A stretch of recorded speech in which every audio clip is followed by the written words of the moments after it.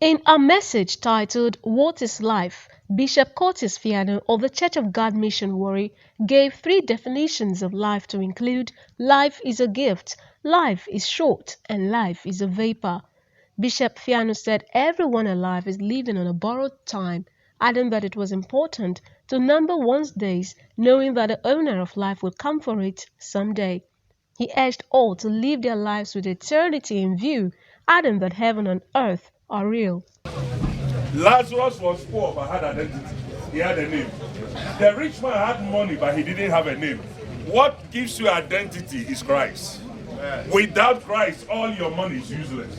The service featured Bible reading by the grandson of the deceased, Foro Obinaka, hymns, and prayers for the deceased family while his body was interred at his residence.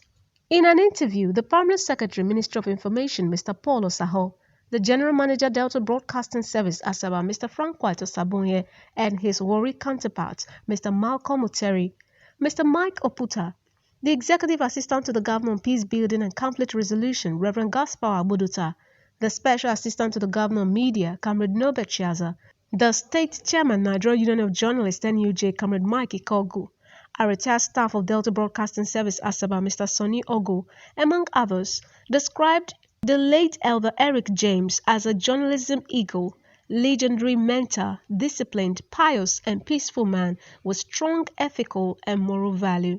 That I am today Permanent Secretary, Ministry of Information, I owe it to Eric James because he told me that hard work pays. A great journalist and a great teacher. Virtually every journalist here today passed through his hands. He tutored us. He taught us the basics of journalism.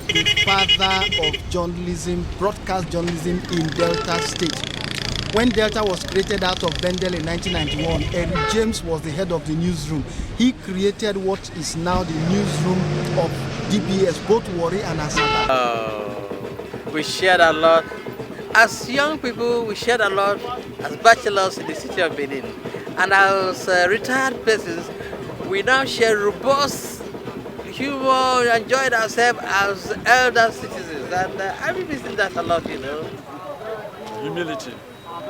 A man of peace, a man that even when you provoke him, he will not respond quickly. All he will do he was a father to me, much more than a biological father. He mentored me across the line. I can say confidently that I'm one of the mentees. He was a nice man who was really dedicated to his job, committed to the upliftment of humanity and journalism profession in general. Eric, I don't know how best we can call him. He was a wonderful human being. His gentle soul rests in perfect peace.